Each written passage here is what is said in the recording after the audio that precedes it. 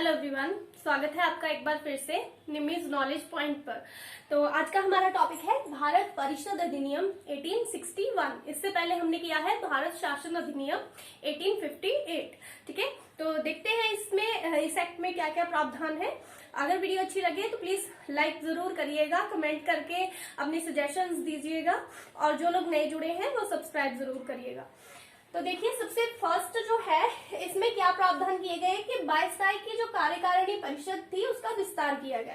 देखिए, वायसराय की जो कार्यकारिणी परिषद है वो हम रेगुलेटिंग एक्ट से ही पढ़ते आ रहे हैं। कभी उसके सदस्य बढ़ा दिए जाते हैं, कभी कम कर दिए जाते हैं। ठीक है, तो यहाँ पर क्या किया गया, उनको और बढ़ाया गया। ठीक है, तो वायसराय की कार्यकारिणी परिषद में पहले 4 लोग थे, अब उनमें एक नया 5वां सदस्य जोड़ दिया गया। अब वो 5 कर दिए गए। जो 4 थे ना उनको 5 कर दिया गया। बोला जो 5वां सदस्य है वो विधि वेता होगा। ठीक है, कोई भी मतलब कानून को जानने वाला, विधि को जानने वाला होगा।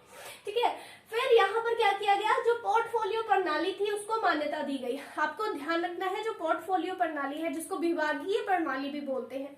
ठीक है, तो उसकी स्थापना वो किसने शुरुआत की थी, उसकी शुरुआत 1859 में लॉर्ड कैनिंग ने की है।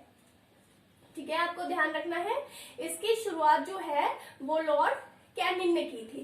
तो लॉर्ड कैनिंग की इस व्यवस्था को इस एक्ट के जरिए मान्यता दे दी गई, मतलब उसे सही बता दिया गया कि ये सही है और इसको आगे आप कंटिन्यू करिए। ठीक है, तो इसको मान्यता दे दी गई। उसके बाद यहाँ से ही जो मंत्रिमंडल व्यवस्था है ना, ठीक है, मंत्रिमंडल की व्यवस्था जो आज हम देखते हैं, कैबिनेट प्रणाली, वो जो उसकी जो नींव पड़ी है ना वो इसी एक्ट से पड़ी है। ठीक है, उसके बाद और भी इसके विस्तार के बारे में बताया गया है जिसे हम आगे पढ़ेंगे। ठीक है, वायसराय को जो शक्तियां वगैरह मिली है उसमें हम पढ़ेंगे। ठीक है, और भी इसके विस्तार के बारे में बात की गई है। उसके बाद देखिए, बोला वायसराय की शक्ति में वृद्धि की गई। जैसे कि मैंने आपको बताया कि जो सम्राट है उन्हीं का प्रतिनिधि है वायसराय, तो उसको शक्तियों को बढ़ाना तो एक मतलब नॉर्मल सी बात है। उसे और पावरफुल बनाने के लिए अब क्या क्या किया गया, तो वायसराय को बोला गया कि आप नए प्रांतों का गठन कर सकते हैं।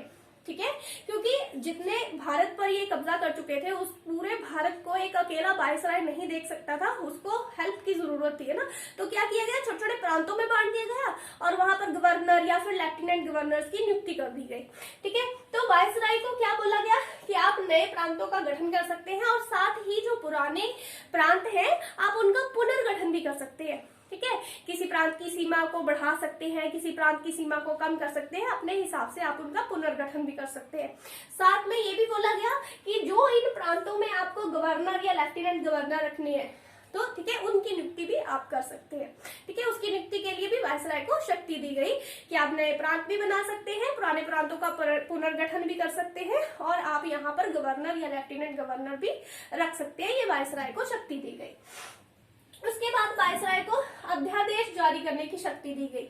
अध्यादेश मतलब बोला अगर लगता है ना वायसराय को तो वो बिना काउंसिल की आज्ञा के भी कोई भी अध्यादेश जो जारी कर सकता था।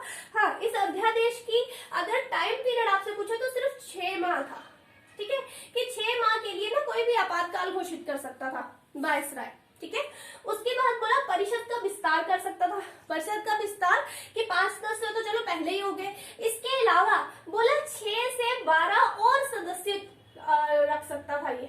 ठीक है, वायसराय कितने, या 6 या फिर 12, 6 से 12, 6, 8, 10, 12 मतलब जितने भी सदस्य रखना चाहे रख सकता था नए।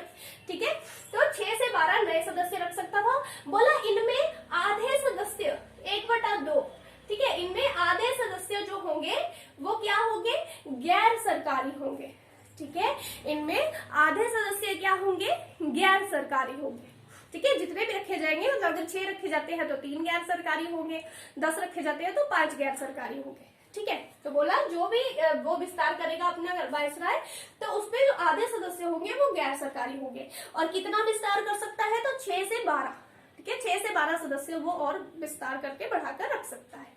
ठीक है, उसके बाद देखिए, बोला शक्ति का विकेंद्रीकरण। शक्ति का विकेंद्रीकरण में क्या बताया गया, बोला बम्बई व मद्रास को विधि बनाने व संशोधन करने का अधिकार। आप शुरू से ही देखते आ रहे हैं, शक्ति का केंद्रीयकरण करने की कोशिश की जा रही थी, शक्ति को एक हाथ में रखने की कोशिश की जा रही थी, गवर्नर जनरल को ही मजबूत बनाने की कोशिश की जा रही थी, उसे ही सारी शक्तियां दी जा रही थी, उसे ही कानून बनाने का अधिकार दिया जा रहा था। बट इस एक्ट में आके अब क्या हो गया, अब शक्ति का विकेंद्रीयकरण हो गया है। शक्ति का विकेंद्रीयकरण मतलब अब क्या किया कि बम्बई और मद्रास को उनकी शक्तियां वापस कर दी, उनको बोला आप विधि बनाइए, आप कानून जो पुराने बने हुए हैं उनमें संशोधन करिए, ठीक है। उनकी जो रोक थी वो हटा दी गई। अब बम्बई और मद्रास के जो गवर्नर है वो भी विधि बना सकते हैं और जो पुराने मतलब विधि जो कानून बने हुए हैं उनमें वो संशोधन भी कर सकते हैं।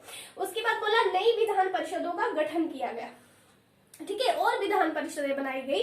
तो कहाँ कहाँ बनी, देखो बंगाल में 1862 में, उत्तर पश्चिम प्रांत जो था वहां पर 1866 में बनी, और जो पंजाब था वहां पर 1897 में, ठीक है। 3 नई विधान परिषदों का गठन किया गया, ठीक है।